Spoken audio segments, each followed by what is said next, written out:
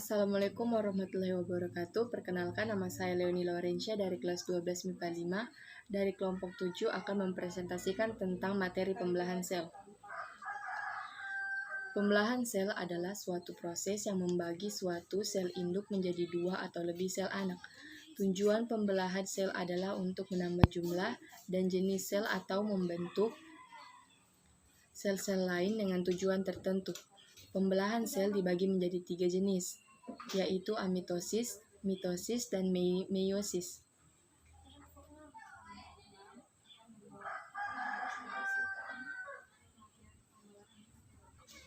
Amitosis adalah pembelahan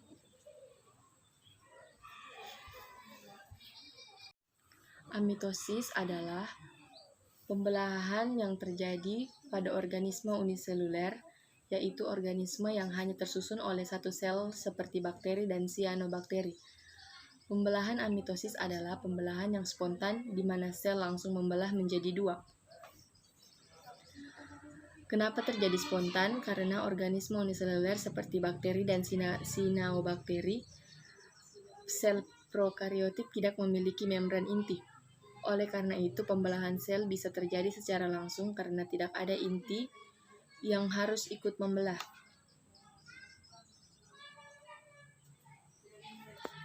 Selanjutnya adalah proses interfase. Pada interfase terjadi proses persiapan dan penimbunan energi oleh sel untuk melakukan pembelahan. Selama interfase inti sel atau nukleus dan anak inti sel nukleolus tampak terlihat jelas. Namun kromosom pada sel tidak terlihat karena masih dalam bentuk kromatin, yaitu benang-benang halus yang tersusun atas molekul DNA, RNA, dan protein. Fase G1 disebut juga dengan fase pertumbuhan dan perkembangan sel. Hal ini ditandai dengan perkembangan sitoplasma atau cairan sel, organel sel, serta sintesis pada bahan-bahan yang akan digunakan untuk fase berikutnya. Fase S, terjadi replikasi atau duplikasi DNA sebagai materi genetik yang akan diturunkan kepada sel anak sehingga nantinya akan dihasilkan dua salinan DNA. Fase terakhir yaitu fase G2, replikasi DNA telah selesai, terjadi peningkatan sintesis protein sebagai tahap akhir persiapan sel untuk melakukan pembelahan.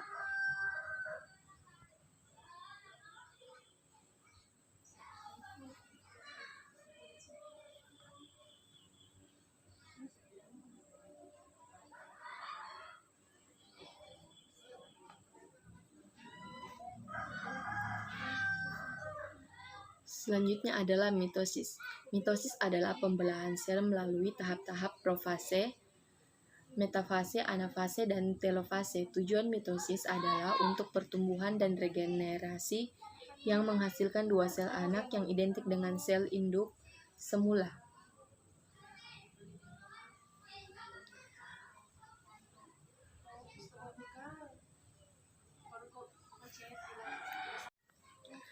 Selanjutnya adalah tahap-tahap mitosis. Yang pertama adalah tahap profase. Pada tahap ini kromatin memadat dan menebal membentuk kromosom, lalu kromosom mengandalkan lengannya membentuk sister kromatid, lalu sentriol menuju kutub-kutub berlawanan dan membran inti menghilang. Lalu tahap kedua adalah metafase. Pada tahap ini kromosom berbaris satu-satu di bidang ekuator dan sentromer terikat pada benang-benang spidel. Tahap ketiga adalah anafase. Pada tahap ini sister kromatid terpisah lalu masing-masing ditarik oleh benang-benang spidel menuju ke kutub-kutub berlawanan. Yang keempat adalah tahap telofase. Pada tahap ini membran inti terbentuk kembali, terjadi sitokinesis atau pemisahan sitoplasma. Yang selanjutnya adalah meiosis. Meiosis dari bahasa Yunani yang berarti berkurang adalah salah satu jenis pembelahan sel yang terjadi pada organisme yang berproduksi secara seksual untuk memproduksi sel gamet seperti sperma maupun sel telur. Ciri utama dari meiosis adalah prosesnya terjadi dalam dua tahapan pembelahan. Tahap-tahap meiosis yang pertama adalah profase. Profase 1 yaitu kromatin menebal membentuk kromosom. Yang kedua metafase. Kromosom homolog berbaris berpasangan di bidang ekuator. Yang ketiga, anafase, kromosom homolog terpisah ditarik benang spidal menuju kutub berlawanan. Lalu, tahap keempat yaitu telofase. Sitokinesis menghasilkan 2 sel anak haploid.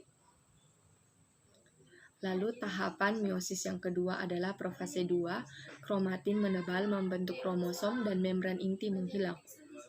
Lalu metafase kedua, kromosom berbaris satu-satu di bidang ekuator. Lalu anafase 2, sister kromatid terpisah ditarik benang spidal menuju berlawanan.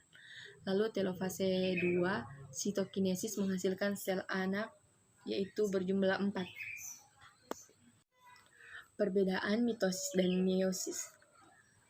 Pada mitosis terjadi pada semua sel tubuh atau autosom yang sedang memperbanyak diri, sedangkan meiosis hanya terjadi pada sel gonad pada saat pembentukan gamet. Lalu pada sel mitosis hanya terdapat suatu tahap pembelahan dalam satu siklus pembelahan sel. Sedangkan pada meiosis terdapat 2 tahap pembelahan yaitu meiosis 1 dan meiosis 2. Lalu pada mitosis tidak terdapat pasangan kromosom homolog, yang berpisah adalah kromatid-kromatid yang bergerak menuju kutub yang berbeda. Sedangkan pada meiosis terdapat pasangan kromosom homolog. Pada meiosis 1, kemudian setiap anggota pasangan kromosom akan berimigrasi menuju kutub yang berbeda. Pada meiosis 2 baru terjadi pemisahan kromatid seperti pada mitosis.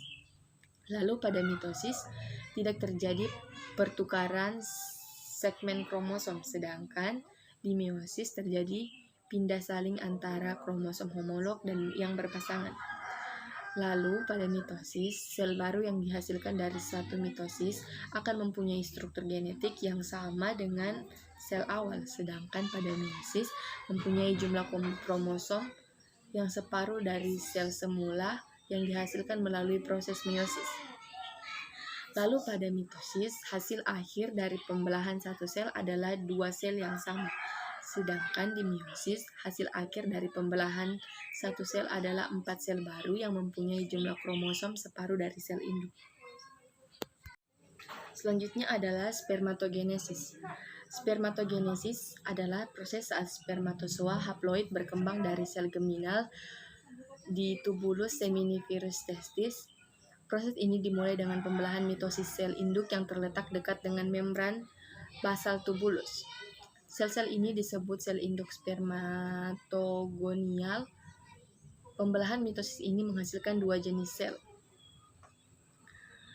Setiap spermatosis sekunder membelah menjadi 2 spermatoid haploid yang sama melalui meiosis 2. Spermatid diubah menjadi spermatozoa melalui proses spermiogenesis. Spermatid kemudian berkembang menjadi spermatozoa matang yang juga dikenal sebagai sel sperma.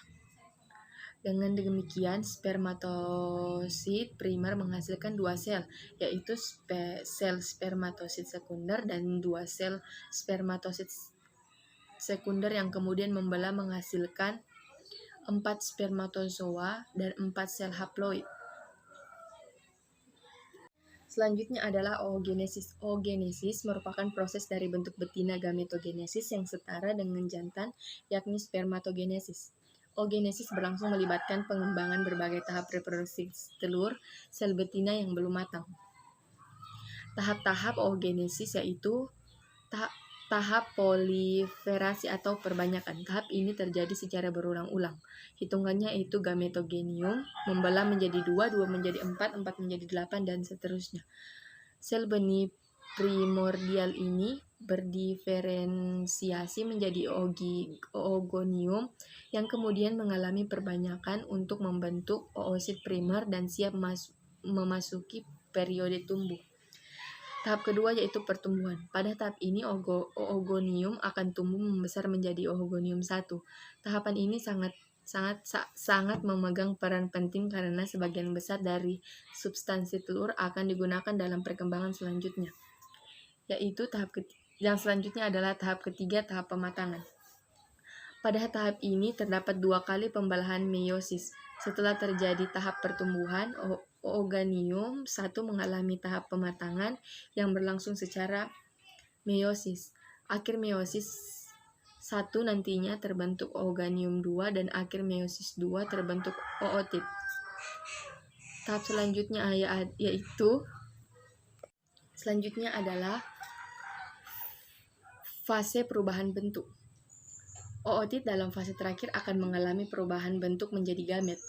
Pada mamalia, selesai meiosis 1 pada betina, terbentuk oosit 2 dan 1 polosit. Polosit jauh lebih kecil dari oosit karena sitoplasmanya lebih sedikit. Akhir dari meiosis 2 akan terbentuk 1 ootit dan 1 polosit 2.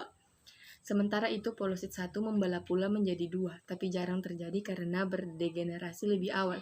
3 polosit tersebut akan berdegenerasi lalu diserap kembali oleh tubuh. Jadi, pada betina, oosit tumbuh menjadi 1 ovum. Selanjutnya adalah perbedaan spermatogenesis dan oogenesis. Pada spermatogenesis, tubulus seminifilus di dalam testis dan oogenesis di dalam ovarium. Hasil spermatogenesis yaitu 4 sel fungsional berupa sperma haploid. Sedangkan oogenesis 1 sel fungsinya yaitu ovum haploid dan 3 sel non-fungsional yaitu badan polar atau haploid. Prosesnya terjadi pada proses spermatogenesis terjadi terus-menerus, sedangkan oogenesis memiliki periode istirahat yang panjang. Ukuran spermatogenesis berukuran sama dengan spermatid dan spermatosit.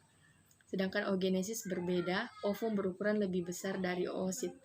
Waktu berlangsung pada spermatogenesis dimulai pada masa pubertas dan selama hidup. Sedangkan oogenesis pralahir, pasca pubertas hingga menopause.